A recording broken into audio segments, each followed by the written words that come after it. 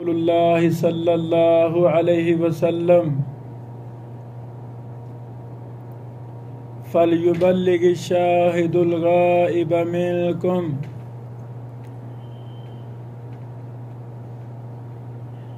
حضرات گرامی،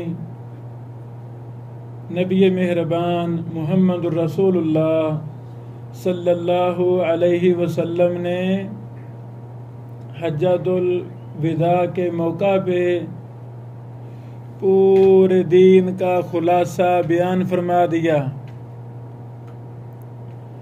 ہر بات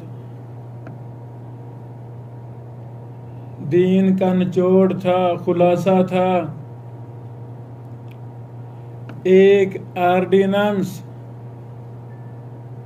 جو اپنی امت کے نام جاری کیا وہ یہ تھا، جو موجود ہیں میری باتیں سن رہے ہیں وہ میرے دین کو ان لوگوں تک پہنچا دیں جو یہاں موجود نہیں ہیں۔ اللہ رب العالمین نے یہ محمد الرسول اللہ صلی اللہ علیہ وسلم کی ذات کو بہت بڑی اتھارٹی قرار دیا۔ وہ اتھارٹی کیا ہے کہ آپ اللہ رب العالمین کے آخری برگزیدہ رسول ہیں۔ لَقَدْ كَانَ لَكُمْ فِي رَسُولِ اللَّهِ أُسْوَةٌ حَسَنَةٌ۔ نبی مہربان صلی اللہ علیہ وسلم کی زندگی ہر کسی کے لیے نمونہ ہے۔ حضرات گرامی، مبارک ہو ہمارے پاس وہ آئیڈیل، وہ نمونہ قرآن و حدیث کی شکل میں موجود ہے کہ ایسا آئیڈیل دنیا کے کسی بھی مذہب کے پاس نہیں ہے۔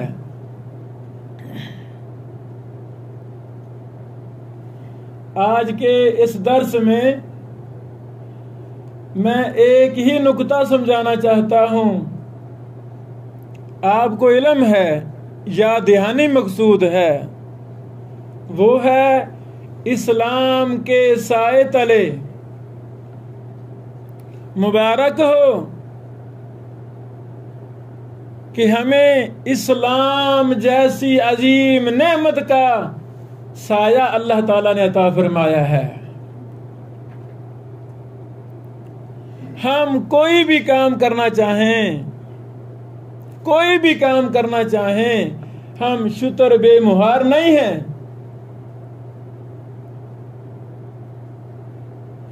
اپنا فہم، اپنی عقل، اپنا رسم و رواج، اپنی سوسائٹی، اپنی اولاد، اپنے والدین، ہر چیز کو ہم نے اسلام کے سائے میں رکھ کر استعمال کرنا ہے۔ یہ پہلا نکتہ سمجھانا چاہتا ہوں۔ مطلب کیا ہے؟ میں گاڑی ڈرائیو کر رہا ہوں، گاڑی چلا رہا ہوں، ڈرائیور ہوں۔ میں نے چونکہ کلمہ پڑھا ہے لا الہ الا اللہ محمد الرسول اللہ صلی اللہ علیہ وسلم، اس کا مطلب ہے کہ گاڑی بھی ویسے ہی ڈرائیو کروں گا جیسے محمد الرسول اللہ صلی اللہ علیہ وسلم نے ڈرائیو کی ہے۔ اللہ کی قسم،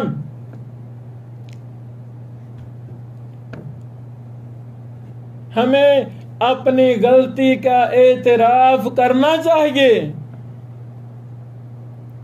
میں 20 سال سے ڈرائیور ہوں۔ قرآن و حدیث میں سفر کے مسائل، ڈرائیونگ کے مسائل کا کیا میں نے مطالعہ کیا؟ اگر مطالعہ کیا ہے تو پھر مبارک ہو، الحمدللہ۔ ہمارے سفر کے آداب، سفر کے مسائل بھی وہی ہمارے ہوں گے جو ہمارے پیارے دین نے سکھلائے ہیں، کیونکہ مسلمان تو اسلام کے سائے میں ہی چلتا ہے۔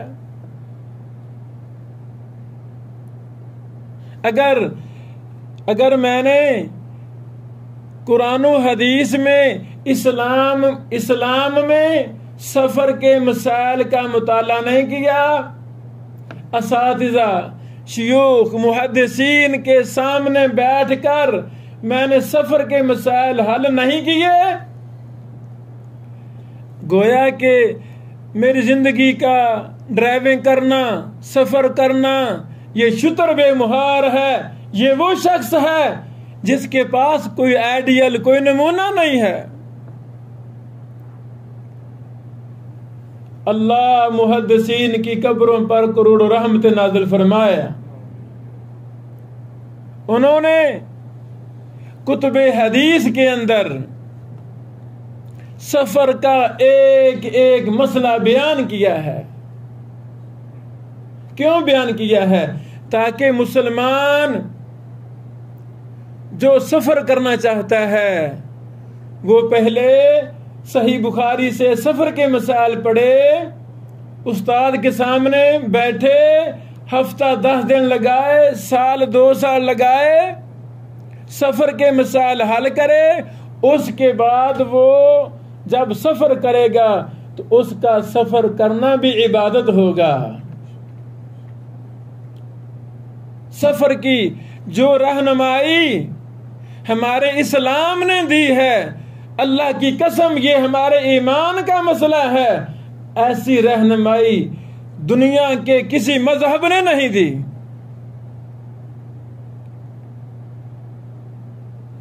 سفر کی ایک چھوٹی سی مثال دے کر میں یہ واضح کرنا چاہتا ہوں، تو باقی دین کے جتنے بھی معاملات ہیں ہم نے ان کو اس پر قیاس کرنا ہے۔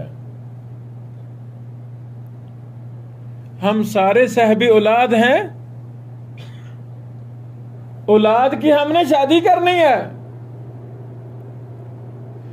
کیا میں نے اپنی اولاد کو شادی کے مسائل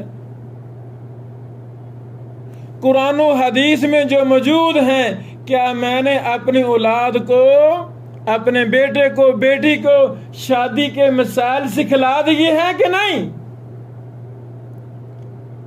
اگر میرے دل میں ہم اور غم ہے، اسلام سے سچی محبت ہے، میں اسلام کو مکمل ضابطۂ حیات تسلیم کرتا ہوں،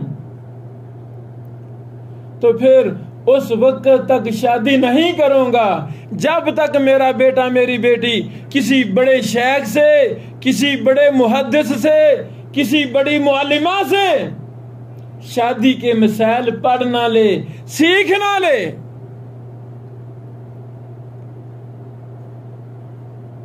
کیونکہ ہم تو اسلام کے سائے تلے زندگی گزارنا چاہتے ہیں۔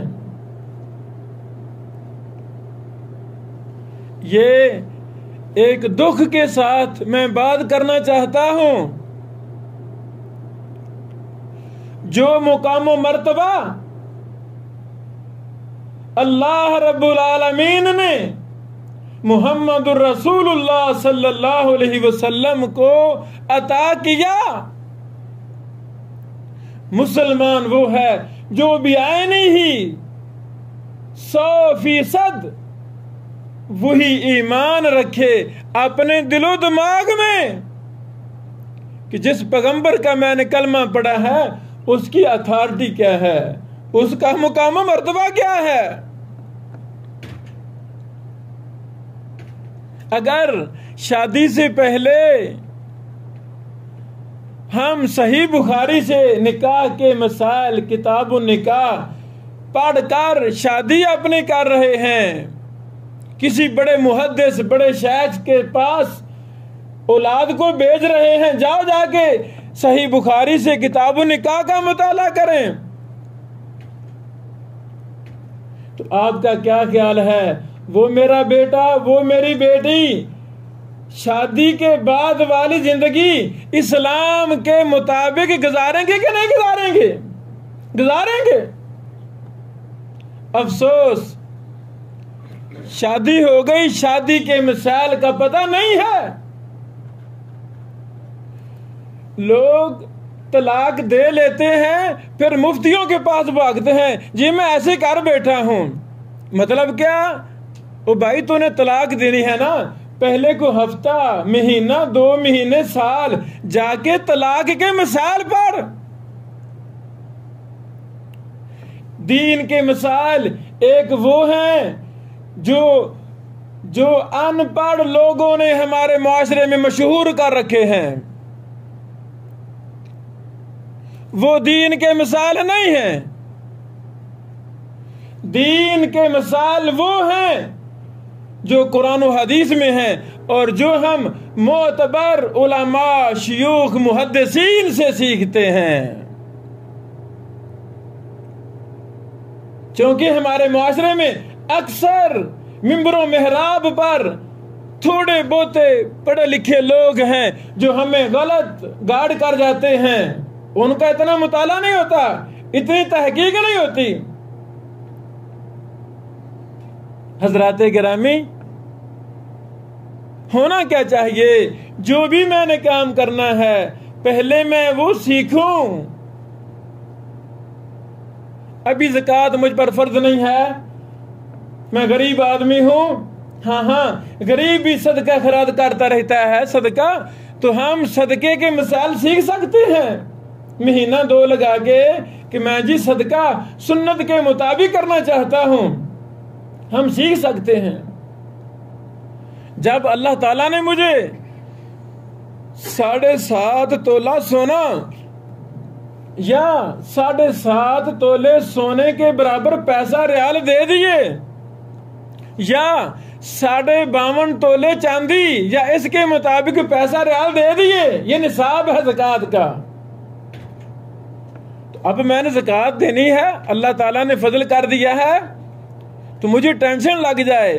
میں نے تو زکوٰۃ اسلام کی روشنی میں دینی ہے۔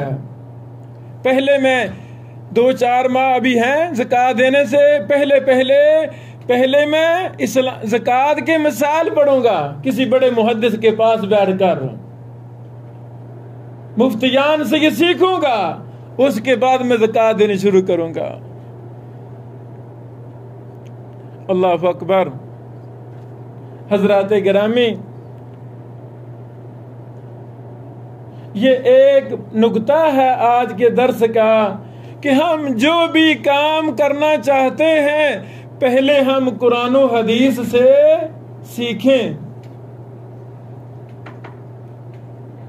اس پر بڑی زیادہ مثالیں موجود ہیں، میں بیان کر سکتا ہوں۔ اب شیطان نے امت مسلمہ کو اسلامی تعلیمات سے دور کرنے کے لیے ذہنوں میں بہانے ڈالے ہوئے ہیں، نہیں جی عمر بڑی ہو گئی ہے، یہ شیطانی بہانہ ہے۔ صحابہ کرام جن کے دل و دماغ میں محمد رسول اللہ صلی اللہ علیہ وسلم کی سچی محبت تھی، اکثر صحابہ جب مسلمان ہوئے جوان تھے، کتنے صحابہ بوڑھے تھے، بچے تو چاندی تھے نا جو بچپن میں مسلمان ہوئے، اکثر جوان تھے، اور کتنے زیادہ بوڑھے تھے، لیکن انہوں نے ایک مشن لے کر کہ ہم ایک عظیم المرتبت پیغمبر کے امتی ہیں، ہم نے ان کا کلمہ پڑھا ہے، عزم کر لیا، محمد رسول اللہ صلی اللہ علیہ وسلم کی ایک ایک حدیث کو، ایک ایک سنت کو سیکھا، اس پر عمل کیا، اس کو آگے پہنچایا۔ تو یہ ہمارا شیطانی بہانہ ہے، نہیں جی یہ لڑکوں کا کام ہے، یہ تو مدرسوں کا کام ہے، یہ مولویوں کا کام ہے، اور نہیں بھائی، دین کا علم سیکھنا طلب العلم فریضہ علی کل مسلم، یہ تو ہر مسلمان پر فرض ہے، شرعی علم سیکھنا، اور یہ بالکل آسان ہے۔ 2-3 چیزیں میں اس میں ایڈ کرنا چاہتا ہوں۔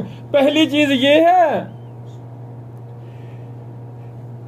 جس کو غم ہوگا کہ میں نے اپنی اولاد کو دین کے ساتھ اٹیچ کرنا ہے، وہ اپنی اولاد کو لے کر بڑے بڑے علماء، بڑے بڑے شیوخ اور محدثین سے ملاقاتیں کرائے گا۔ بیٹا آج میں آپ کو امام کعبہ سے ملاؤں؟ ابو جی ملائیں۔ ہم ان سے ٹائم لے کر ان کے گھر جائیں گے، ہم بڑے بڑے محدثین شیوخ کو اپنے گھروں میں بلائیں گے۔ کس مقصد کے لیے؟ صرف اس مقصد کے لیے تاکہ میری اولاد بڑے علماء کو دیکھ لے، ان کے بولنے کا انداز، ان کے چلنے کا انداز، ان کی نیکی تقوی اپنے آنکھوں سے دیکھ لے۔ امام احمد بن حنبل رحمہ اللہ، دنیا کے امام، وہ خود فرماتے ہیں جب میرے گھر میں بڑے بڑے علماء محدثین آتے تھے، میں اپنے بچوں کو بلا لیتا تھا، بیٹا آ جاؤ مجلس میں بیٹھو، یہ جو میرے پاس آیا ہے یہ معمولی بندہ نہیں ہے، اس کے دن رات خدمت قرآن و حدیث کے لیے وقف ہیں، آؤ اس کی باتیں سنو۔ اثرات مرتب ہوتے ہیں، فوائد ہوتے ہیں۔ جو عادات بچے دیکھیں گے بڑے شیخ میں، ان عادات کو ذکر کریں گے، وہ چلے جائیں گے۔ ایک بیٹا کہے گا جی میں نے دیکھا تھا وہ ایسے بات کر رہے تھے، انہوں نے فلاں سے ذکر کی تھی، ایسے نا جی، ایک محبت اور شغف لازم ہو جاتا ہے۔ ابو جی فلاں محدث صاحب کو پھر ہم نے ملنا ہے، ابو جی ہم ان کے گھر چلیں۔ اللہ والو، یہ دین کے خادموں کا طرز زندگی اور ہوتا ہے۔ آپ کے ہمارے ایمان کے مرکز مکہ مکرمہ میں ایک ایسا شخص گزرا ہے جو حبشی تھا، بڑے کام کیے، سنن نسائی کی 40 سے زائد جلدوں پر مشتمل کتاب لکھی، ذخیرۃ العقبہ کے نام سے۔ اس کی 40 جلدوں کے آخر میں آخری صفحے پر لکھتے ہیں، الحمدللہ اس ساری کتاب کا اکثر حصہ میں نے مغرب سے عشاء تک کے وقت کے دوران لکھا ہے۔ نہیں سمجھ لگی؟ نہیں سمجھ لگی؟ میں بھی دیکھوں، آپ بھی دیکھیں، زندگی میں میرا مغرب اور عشاء کا درمیانی وقت کیسے گزرتا ہے، اور کھانے پینے میں گزر جاتا ہے، فضول باتوں میں گزر جاتا ہے۔ جس شخص کو غم لگ گیا تھا کہ میں نے محمد رسول اللہ صلی اللہ علیہ وسلم کی سنت کی خدمت کرنی ہے، خدمت کا ثبوت دینا ہے، وہ بس باقی نمازوں کے دوران اور کام کر رہے ہیں، کسی میں شرح مسلم لکھ رہے ہیں، کسی میں پڑھا رہے ہیں۔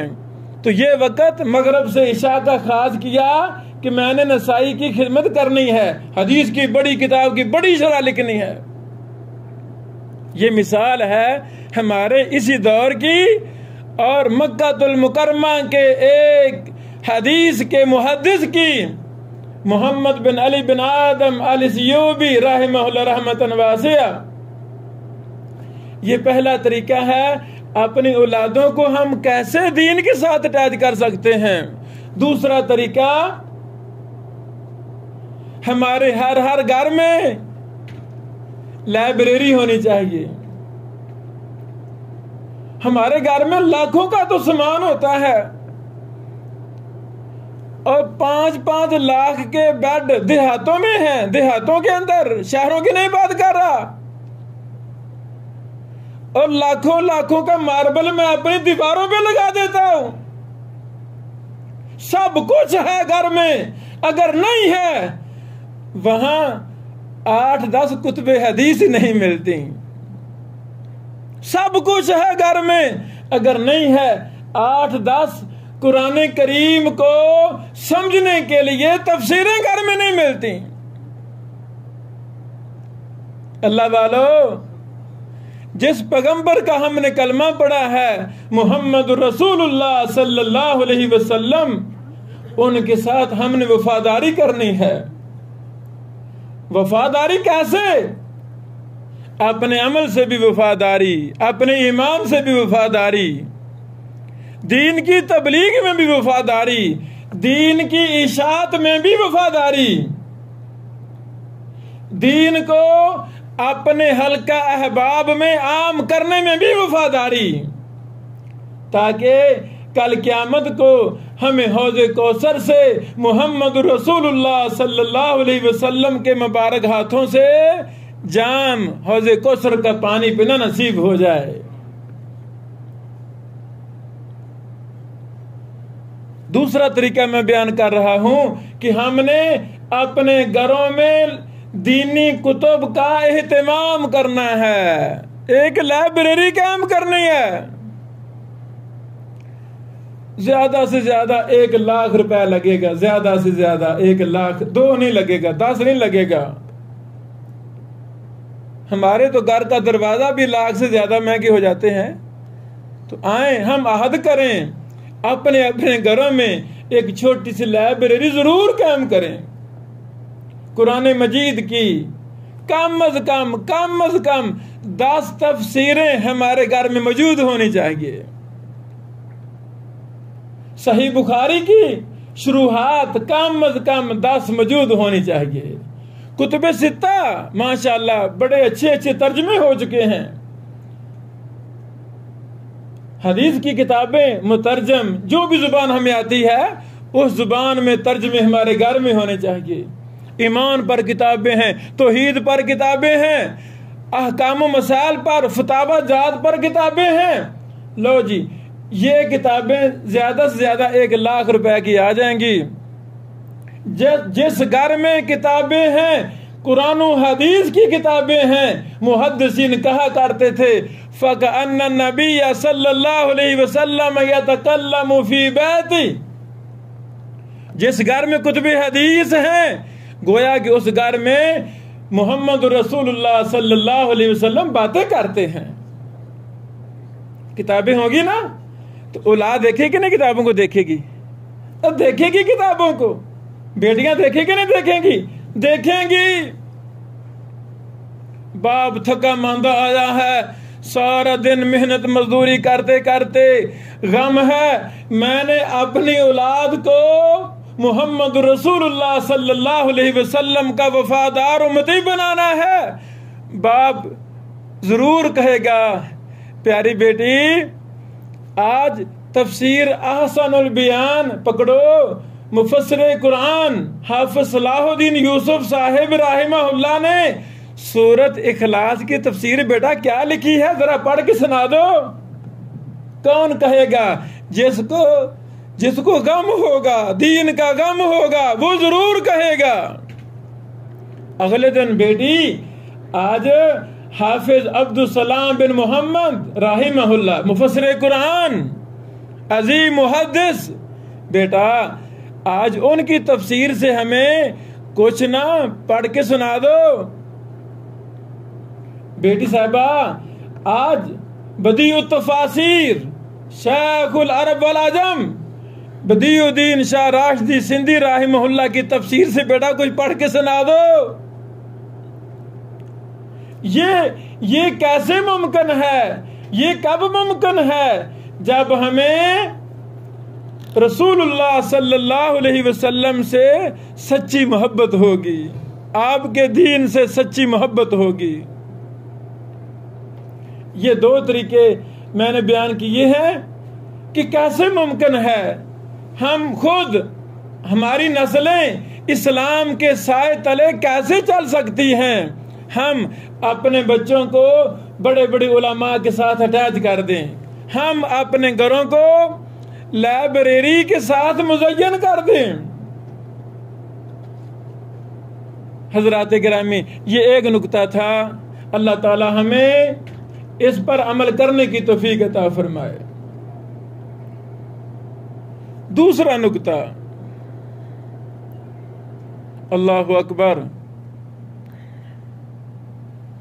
صحابہ کرام رضوان اللہ علیہ مجمعین نے دین اسلام کو کس طرح مضبوطی کے ساتھ لیا، خود اس میں پختہ ہوئے، اپنا عمل قرآن و سنت کے مطابق کیا، اور وہ توکل علی اللہ نکلے، پوری دنیا پر چھا گئے۔ اسلام کی اشاعت کا صحابہ کرام نے حق ادا کر دیا۔ تو اب ہماری ذمہ داری ہے، اب ہماری ذمہ داری ہے، جتنی میرے پاس طاقت ہے میں نے اپنا کردار ادا کرنا ہے۔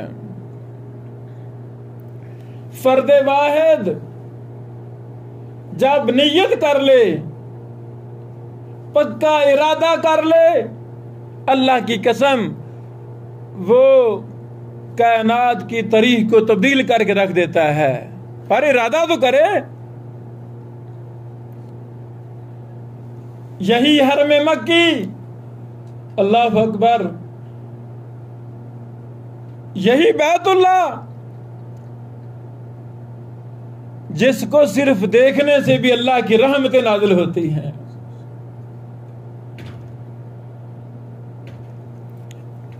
اسی بیت اللہ کے ارد گرد مطاف میں ائمہ محدثین حدیث پڑھا رہے تھے۔ عمرے پر بخارا سے 2 بچے اپنی ماں کے ساتھ آئے تھے، ایک کا نام محمد بن اسماعیل تھا، دوسرے کا نام احمد بن اسماعیل تھا۔ 2 بھائی اپنی امی کے ساتھ، ابو فوت ہو گئے تھے، امی کے ساتھ عمرے پر تشریف لائے، عمرہ وغیرہ کر لیا، واپس جانے لگے۔ 13-14 سال کا بچہ محمد بن اسماعیل رحمہ اللہ نے کہا، امی جان آپ جائیں، میں نے نہیں جانا، میں نے یہاں پڑھنا ہے۔ ٹھیک ہے بیٹا پڑھو، پھر ہم جاتے ہیں۔ احمد ماں کے ساتھ چلا گیا، محمد بن اسماعیل رحمہ اللہ نے اوڑھنا بچھونا دین بنا لیا۔ اب یہ بچہ ہے، 13-14 سال کا بچہ ہے۔ بڑے بڑے محدثین یہاں جیسے آج پڑھا رہے ہیں، ہم ان محدثین سے کتنا فائدہ لے رہے ہیں۔ آئیں تاریخ کے اوراق سے یہ واقعہ میں آپ کو سنانا چاہتا ہوں کہ جب ایک بچہ، ایک شخص نیت کر لے، ارادہ کر لے، اللہ رب العالمین اس سے کتنا بڑا کام لیتا ہے۔ مشہور حدیث قدسی، اللہ تعالیٰ فرماتے ہیں، میرے بندے میری طرف آ، میری طرف چل تو صحیح، میں تیری طرف بھاگ کے آؤں گا۔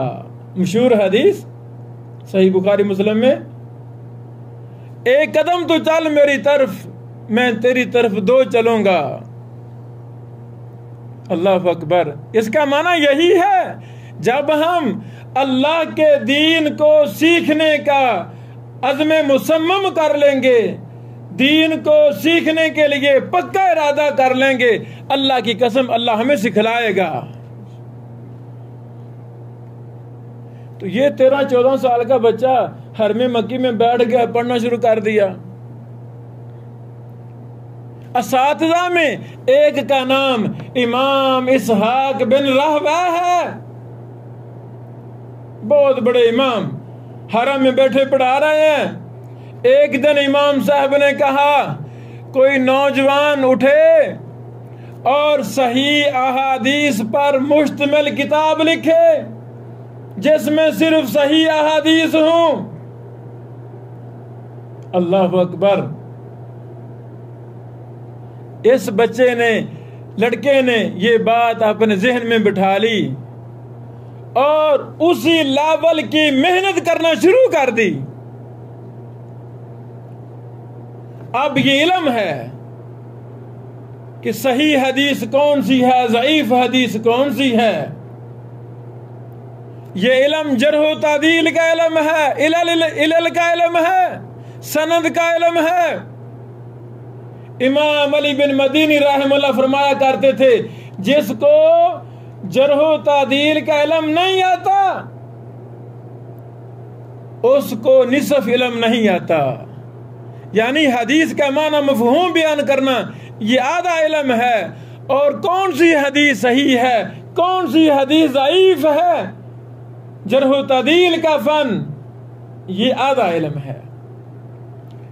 اب یہ لڑکا، نوجوان لڑکا محمد بن اسماعیل رحمہ اللہ نے عزم کر لیا کہ میں نے یہ سارا فن سیکھنا ہے تاکہ کل کو فرق کر سکوں گا کون سی روایت صحیح ہے کون سی ضعیف ہے، تب ہی جا کر میں احادیث صحیحہ کو الگ کر سکتا ہوں. اللہ اکبر. کتب جرح و تعدیل میں یہ بات لکھی ہوئی ہے. 36 سال کا یہ لڑکا تھا، نوجوان، 36 سال ابھی عمر ہوئی تھی. یہ کائنات کی قرآن کریم کے بعد سب سے زیادہ صحیح ترین کتاب صحیح البخاری مکمل لکھ چکا تھا. صحیح البخاری لکھنے والے کا نام ہے محمد بن اسماعیل البخاری. یہ صرف ایک مثال میں نے بیان کی ہے. کیا ہم یہ ارادہ نہیں کر سکتے کہ ہم نے بھی قرآن و حدیث کی خدمت کرنی ہے اور ایسی خدمت کرنی ہے شاید اس لیول کی خدمت کسی نے نہ کی ہو. جب ہم عزم کر لیں گے، ارادہ کر لیں گے، یہی ارادہ اپنی اولاد میں منتقل کر دیں گے، اللہ کی قسم اللہ تعالیٰ اس سے ضرور بھی ضرور کام لے گا. اللہ اکبر.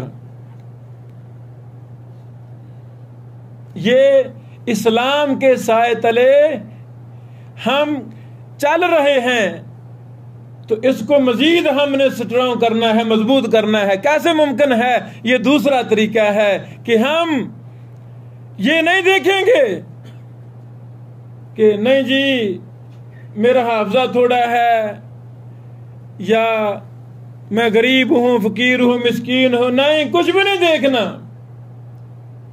اللہ تعالیٰ نے اولاد دی ہے تو اپنی اولاد کو، اپنی نسلوں کو، اپنے قبیلے کو سرخرو کرنے کے لیے یہ عزم کر لیں اللہ تو نے یہ بیٹی دی ہے، میں اپنی بیٹی کو محدثہ بناؤں گا. اللہ تو نے یہ بیٹا دیا ہے، میں کون ہوں؟ میرا کوئی کمال نہیں ہے. اللہ جی میں اپنے اس بیٹے کو خدمت قرآن و حدیث کے لیے وقف کروں گا. اللہ کی قسم نیت جب ہم اچھی نیت کے ساتھ یہ ارادہ کریں گے، بتائیں کیا اللہ ہماری اولاد کو ضائع کر دے گا؟ قطعاً ایسی بات نہیں ہے.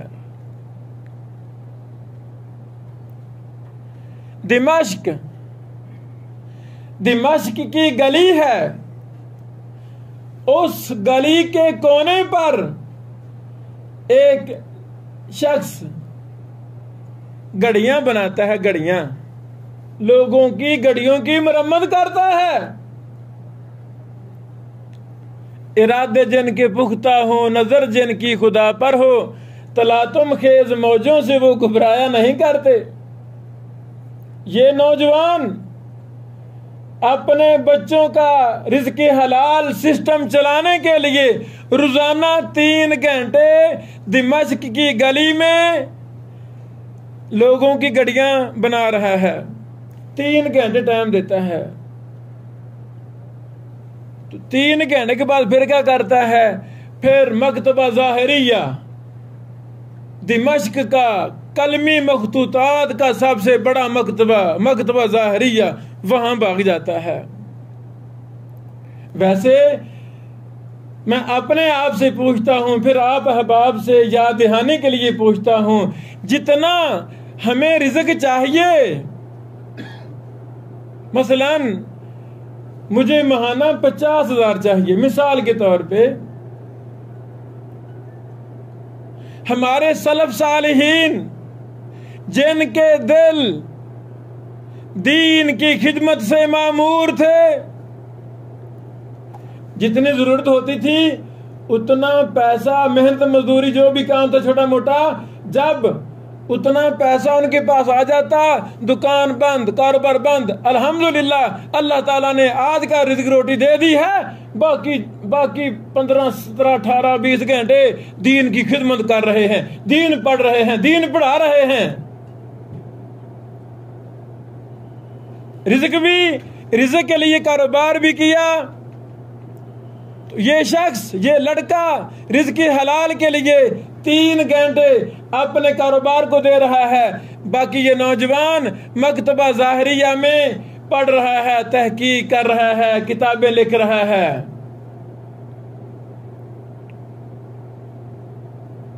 آج اسی نوجوان کو تاریخ نے کہا ہے محمد ناصر الدین البانی رحمہ اللہ۔ یہ ایک شخص تھا، 2 نہیں تھے، 1000 شخص نہیں ہے، ایک شخص ہے، غریب ہے، مسکین ہے، سب کچھ ہے۔ جیسے میں نے بیان کیا، رزقی حلال کے لیے 3 گھنٹے دے رہا ہے رزقی گڑیوں کو بنانے میں، اور باقی دین کی خدمت کر رہا ہے۔ اللہ تعالیٰ نے اس شخص کو اتنا بابرکت بنا دیا، اتنا بابرکت بنا دیا، مسجد حرام کے منبر پر امام کعبہ، خطیب کعبہ بھی جب حدیث بیان کرتا ہے تو کہنے پر مجبور ہوتا ہے صححہ الالبانی۔ کبھی سنا کہ نہیں؟ حسنہ الالبانی کبھی سنا نہیں؟ سنا؟ مسجد نبوی کے منبر پر خطیب درس دے رہا ہے، حدیث بیان کرتا ہے، اے اللہ تو نے 14ویں صدی میں یہ مثال قائم کر دی، اگر آج بھی کوئی شخص، کوئی طالب علم، کوئی ماں باپ محمد رسول اللہ صلی اللہ علیہ وسلم سے مخلص ہو جائے، وفادار بن جائے، اللہ اس کو ویسے ہی عزتیں دیتا ہے جیسے امام بخاری کو اللہ نے عزتیں عطا فرمائی تھی۔ حضرات گرامی، ہم نے کیا کرنا ہے؟ ہم نے اپنی ترجیحات کا رخ تبدیل کرنا ہے۔ الحمدللہ ہمارے دل و دماغ میں قرآن و سنت سے بڑی محبت ہے، اس بڑی محبت کے رخ کو ہم نے کچھ تبدیل کرنا ہے۔ انشاءاللہ اللہ تعالی ضرور بھی ضرور ہمیں بھی خدا میں دین میں اللہ تعالی شامل فرما لے گا۔ یہ دوسرا نکتہ ہے کہ اسلام کے سائے تلے ہم نے چلنا ہے تو ہم نے خود یا اپنی اولادوں میں سے یا کتنے پبلک ہے، بانجے ہیں، بتیجے ہیں، آئیں ان کو بھی ہم دین کی طرف توجہ دلائیں۔ اللہ اکبر۔ آپ کے ایمان کو تازہ کرنے کے لیے میں صرف ایک واقعہ سنانا چاہتا ہوں۔ اب قرآن و حدیث دنیا کے ہر موبائل میں ہے، لکھیں گوگل پر صحیح بخاری، اللہ کی قسم صحیح بخاری کا 100 نسخہ آپ کے سامنے آئے گا۔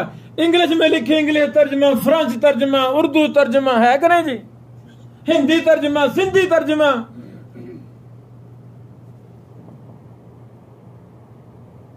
محبت ہوگی تو ہم فائدہ لیں گے نا۔ محبت ہوگی تو ہم فائدہ لیں گے نا. یہی انگلیاں فضولیات چیزیں سرچ کرتے رہتی ہیں, فضولیات. جب مجھے حدیث سے لگن ہوگا, قرآن و سنت سے مجھے صحیح پیار ہوگا, یہی انگلیاں قرآن و حدیث ایسے سرچ کر رہی ہوں گی. علماء سے رابطے میں ہم مصروف ہو جائیں گے. سندھ کا خدمت حدیث میں, سندھ کی تاریخ میں جن کا ایک ممتاز نام ہے, اس شخص کا نام تھا رشد اللہ شاہ راشدی سندھی رحمہ اللہ. بر صغیر کے اندر, سندھ کے اندر مصنف ابن ابی شیبہ کتاب نہیں تھی, پریس کا زمانہ نہیں تھا, قلم کا زمانہ تھا. رشد اللہ شاہ راشدی رحمہ اللہ نے اپنے کاتبوں کو دوسرے ملکوں میں بھیجا.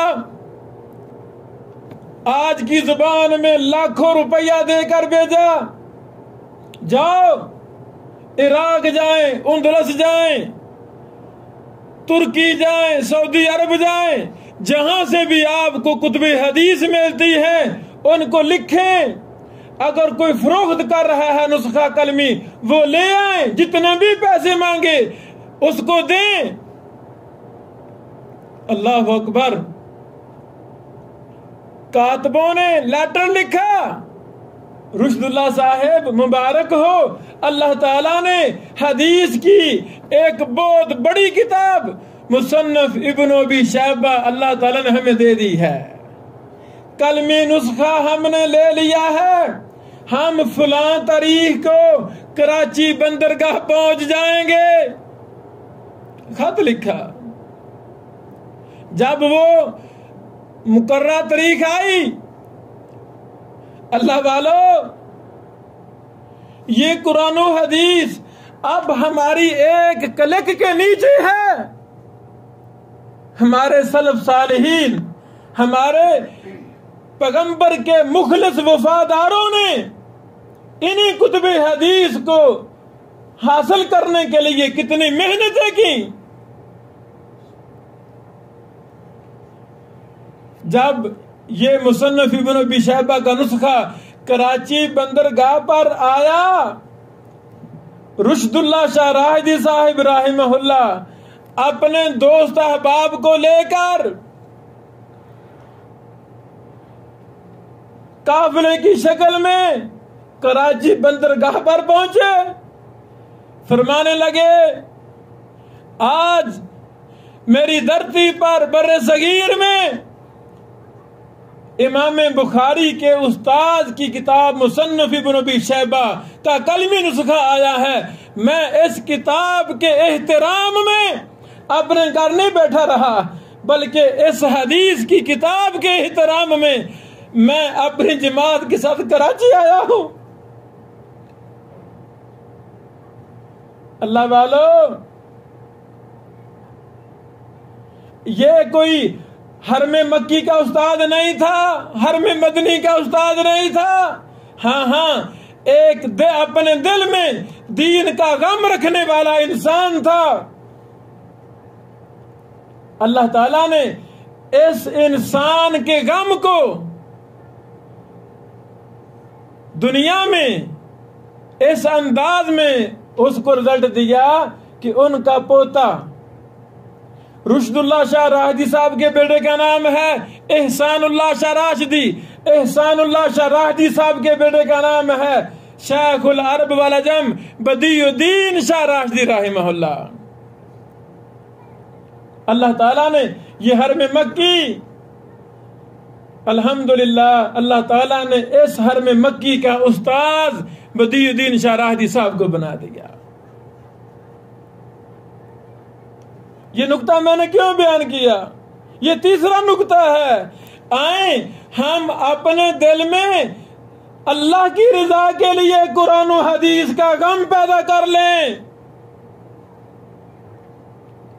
جو غم ہونا چاہیے وہ نہیں ہے. جو محبت ہونی چاہیے وہ نہیں ہے۔ کاش یہ 80 سال کے بوڑھے کو غم لگ جائے، اللہ کی قسم وہ بھی قرآن و حدیث کا خادم بن جائے گا۔ ہم 5-6 سال سے مساجد میں علماء کے ساتھ سن رہے، پڑھ رہے، لیکن ساری زندگی ہم سوال کرتے کراتے گزار دیتے ہیں۔ اس علم کے اندر پختگی آئے گی تو ہم آگے نظر کریں گے نا۔ صحیح علم، کچا پکا علم ہے، پتہ نہیں جی کیا ہے، وہ یہ کہہ دیتا ہے، وہ یہ کہہ دیتا ہے، ہمارے گاؤں کے مولانا نے یہ کہا تھا، کچا پکا سنا سنایا علم ہے ہمارے پاس۔ آئیں ہم اپنے دل و دماغ میں قرآن و حدیث کا سچا ہم اور غم رکھ لیں۔ آخری بات، الریاض کی گلی میں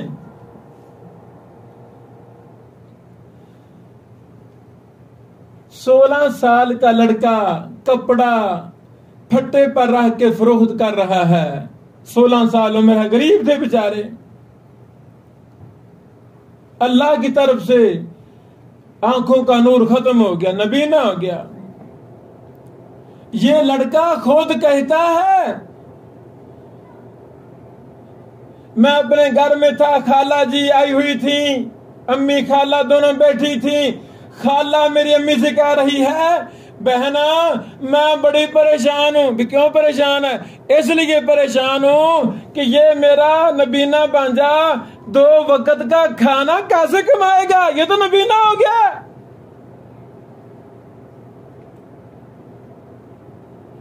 اللہ اکبر، اللہ اکبر۔ اس نبینا بچے نے اپنی معذوری کا بہانہ نہیں بنایا، بلکہ عزم مصمم کر لیا، اللہ جی جو ہو گیا سو ہو گیا، میرا مرنا میرا جینا تیرے دین کے لیے وقف ہے، میں دین پڑھوں گا، میں خدمت دین کروں گا۔ یہ کون تھا؟ یہ وہی شخص ہے جس کو دنیا سماحت الشیخ الامام المحدث ابن باز کہتی ہے رحمہ اللہ۔ سنا نام ابن باز کا؟ مملکہ سعودی اعلی عربیہ، اللہ اس کو قیامت تک آباد رکھے، اللہ ان کی خدمات قبول فرمائے۔ یہاں جو کچھ خیر و برکات نظر آ رہی ہیں اس کے پیچھے ابن باز رحمہ اللہ کا بھی بہت بڑا ہاتھ ہے۔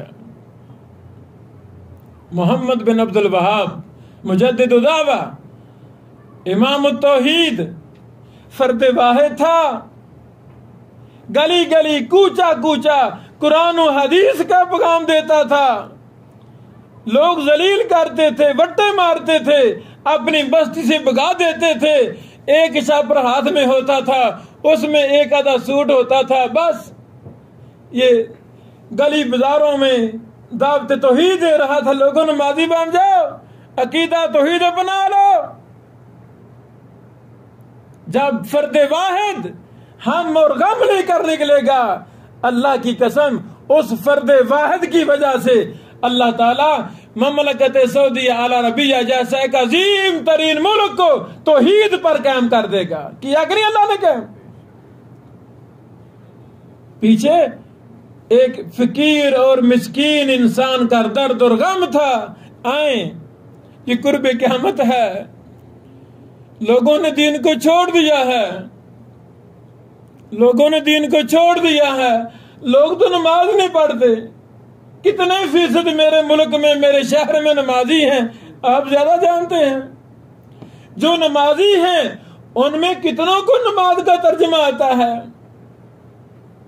طارق عزیز رحمہ اللہ، پاکستان کے ایک بڑے مفکر مدبر انسان، طارق عزیز شو والے بڑے مشہور و معروف، ان کی بعض باتیں سونے سے لکھنے کے قابل ہیں۔ ایک یہ بھی جملہ ہے، وہ کہتے ہیں میرے ملک میں قرآن و حدیث ہے انہیں نظر نہیں آتا،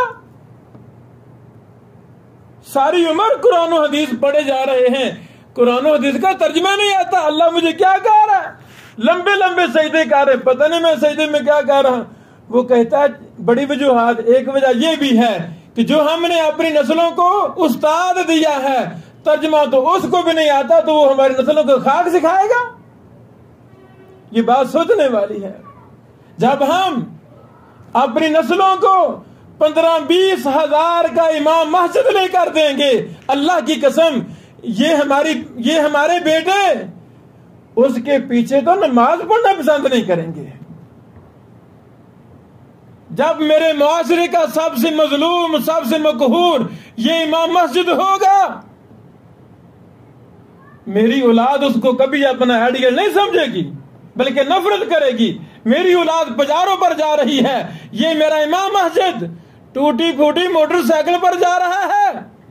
اللہ والو، اگر ہم چاہتے ہیں ہماری نسلیں قرآن و حدیث کے ساتھ اٹیچ ہو جائیں، علماء کے ساتھ اٹیچ ہو جائیں، تو پھر میرے شہر میں، میرے ضلع میں، میری بستی میں سب سے زیادہ معزز، سب سے زیادہ تنخواہ اس کی ہونی چاہیے جو ہمیں اللہ کے ساتھ اٹیچ کرتا ہے، جو ہماری نماز کا امام ہے، جو ہمارے بچوں کو قرآن سکھلاتا ہے، حدیث سکھلاتا ہے۔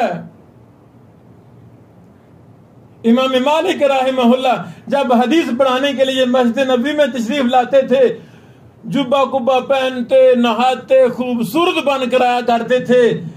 بعض دفعہ کہا جاتا تھا یہ کیا ہے امام صاحب؟ وہ کہا کرتے تھے اُزَيِّنُ بِهِ حدیث رسول اللہ، اُزَيِّنُ بِهِ حدیث رسول اللہ۔ اللہ والو، میرے منہ سے محمد رسول اللہ صلی اللہ علیہ وسلم کی حدیث کے الفاظ نکلنے ہیں، میں اپنے خوبصورتی کے ساتھ پیغمبر کی حدیث کو مزین کرنا چاہتا ہوں، خوبصورت کرنا چاہتا ہوں۔ آپ کا کیا خیال ہے؟ کیا میں نے اور ہم نے اپنے بیٹوں کے لیے جو امام مسجد، جو خطیب رکھا اپنے گاؤں شہر کی مسجد میں، پاکستان جہاں بھی ہم رہتے ہیں، کیا ہم نے اس کو ایسا اہل کیا کہ وہ ایک نمونہ کے، ایک آئیڈیل کے طور پہ ہماری نسلوں کے سامنے پیش کر دیا جائے؟ بیٹو تم نے ایسے پڑھنا ہے، بیٹو تم نے اس طرح کا کردار رکھنا ہے۔ یہ کب ممکن ہوگا؟ جب ان کا احترام ہر چیز سے زیادہ ہوگا۔ اللہ سے دعا ہے اللہ رب العالمین یہ جو چند باتیں اسلام کے سائے تلے ہم رہ رہے ہیں، ہاں کمزوریاں ہیں، جہاں کمزوری ہے ہمیں سب کو علم ہے، ہم اپنی کمزوری کو دور کریں۔ تبدیلی کیسے ممکن ہے؟ 3 میں نے طریقے بیان کیے ہیں۔ اللہ ان باتوں پر ہمیں عمل کرنے کی توفیق عطا فرمائے۔ ابھی ہمارا کچھ وقت باقی ہے، کوئی بھی بھائی دینی حوالہ سے کوئی سوال، کوئی ہم بات کرنا چاہے تو انشاءاللہ میں حاضر ہوں۔ وآخر دعوانا ان الحمدللہ رب العالمین۔ ہاں جی، تعارف کرانا۔